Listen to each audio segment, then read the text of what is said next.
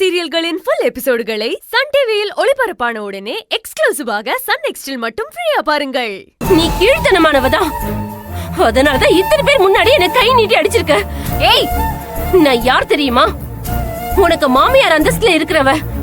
உன் புருஷன் புகழ் இருக்கானே, அவன் எனக்கு பையன் மாதிரி. நான் உனக்கு பெரியம்மா இல்ல, இன்னொரு அம்மா. அப்படித்தான் இன்ன வரைக்கும் நான் நினைச்சிட்டு இருக்கேன். ஆனா நேத்து வந்த நீ என்ன கை நீட்டி அடிச்சிட்டல்ல. இதோ எல்லாரும் அதை வேடிக்கை பார்த்துட்டு இருக்காங்க. இதுல இருந்து உனக்கு அவங்க எவ்வளவு இடம் கொடுத்திருக்காங்க, உன்னை எப்படி தலைமையில தூக்கி வச்சிருக்காங்கன்னு தெரியுது.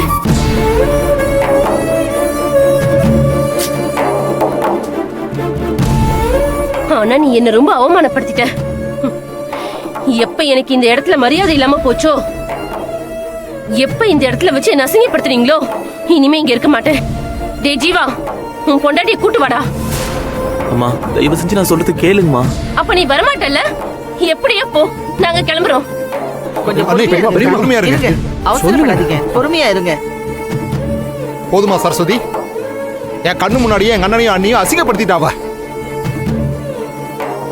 இதெல்லாம் பாத்துக்கிட்டு நான் கையால் ஆகாம நிக்கிறேன். இந்த குடும்பத்துல எனக்கு மரியாதையே இவ்வளவுதான். இப்போ உனக்கு சந்தோஷமா இருக்கா? நீ தலைமையில தூக்கி வச்சு மருமகன் கொண்டாடின. இப்ப என்ன காரியம் பண்ணிருக்கான்னு பார்த்தல. உங்ககிட்ட சொல்லி என்ன பிரயோஜனம்? நீதான் எதை பத்தி கவலைப்பட மாட்டியே.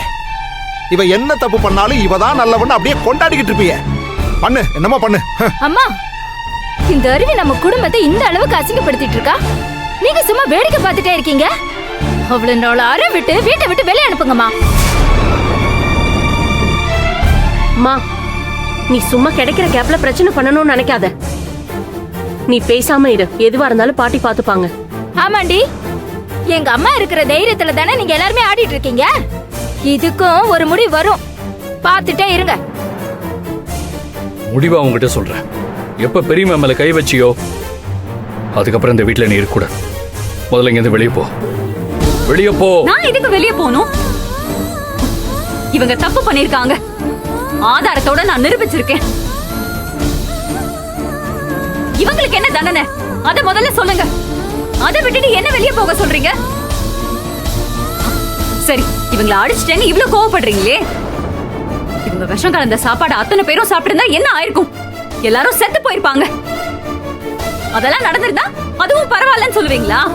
ஏய் இவர், நீ கொண்டு வந்த ஆதாரத்து மேல எனக்கு நம்பிக்கை இல்ல.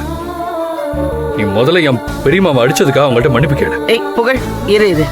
சரஸ்வதி, அருவி இரு. அருவி கிட்ட நான் பேசிக்கிறேன். நான் பேசிக்கிறேன், இரு. இத பாரு, நீ பண்ணது தப்பு. பெரியவங்களை கை நீட்டி அடிச்சிருக்க கூடாது. நீ இப்படி பண்ணுவேன்னு நான் எதிர்பார்க்கவே இல்லை. அவங்க கிட்ட மன்னிப்பு கேளு. முடியாது. அவங்க பண்ண தப்புக்கு நான் நியாயம் கேட்டு வந்திருக்கேன். எனக்கு உண்டான நியாயம் கிடைக்கணும். அவங்க ரெண்டு பேரும் தப்பு பண்ணல நிரூபிக்கட்டும், அதுக்கப்புறம் நான் மன்னிப்பு கேட்கிறேன். என்ன சரஸ்வதி இதெல்லாம்? நாங்க தப்பு பண்ணலன்னு எங்களால எப்படி நிரூபிக்க முடியும்? நாங்க தப்பே பண்ணலன்னு சொல்றோம், எங்களை போய் நிரூபிக்க சொல்ற இந்த அருவி. அத்தை, இது அவங்க கச்சவு தான் நீங்க ஒத்துக்கிறீங்கல்ல? இதோ விஷம் இந்த காலி பாட்டில் இதுல தான் சுத்தி வச்சிருக்காங்க. முழு ஆதாரத்தையும் நான் உங்ககிட்ட காட்டிட்டேன். இதுக்கு ஒரு நியாயத்தை நீங்க சொல்லுங்க, அதுக்கப்புறம் மத்ததெல்லாம் பேசிக்கலாம். நான் என் கர்ச்சிப் தொலைஞ்சு போச்சுன்னு சொல்லிட்டேன். இதையே திரும்ப திரும்ப காட்டி என் மேல பழிய சுமத்திட்டு இருக்க. இதையும் கேட்டுட்டு நிக்கிறிய சரஸ்வதி. அருவி, இத வச்சு அவங்க தான் செஞ்சாங்கன்னு எப்படிமா ஏத்துக்க முடியும்? நீ பண்ணது தப்பு அருவி. எல்லாரும் முன்னாடி இப்படி அவங்களை கை நீட்டி அடிச்சிருக்க கூடாது. என்னம்மா நீங்க இன்னும் கொஞ்சிட்டு இருக்கீங்க? இதுக்கு மேல இந்த வீட்டுல இருக்க கூடாதுமா. ஏ அருவி, வெளியே போ. இல்ல புகழ், எனக்கு நியாயம் கிடைக்காம நான் இங்கிருந்து போறது இல்ல. என் அம்மாக்காக செஞ்ச நேர்த்தி கடனை கெடுத்த இவங்களுக்கு சரியான தண்டனை கிடைக்கணும். அருவி, விட்டா பேசிட்டே இருக்கா?